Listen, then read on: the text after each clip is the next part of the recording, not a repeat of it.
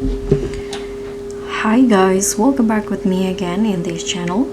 So on today's video I'm going to show you how to find and catch the legendary frozen tundra in Fish It.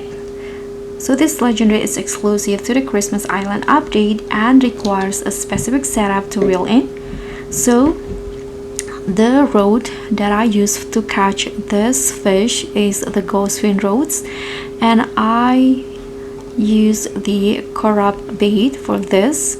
And for the location, it's actually a lot. So the first part, you can go fish in front of the Christmas Island in here. As you guys can see, there are lots of people fish in the spot, and the second one is inside the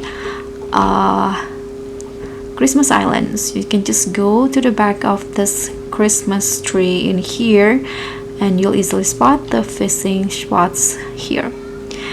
So that's how you can catch the legendary frozen tundra in Fish It. Thank you so much for watching.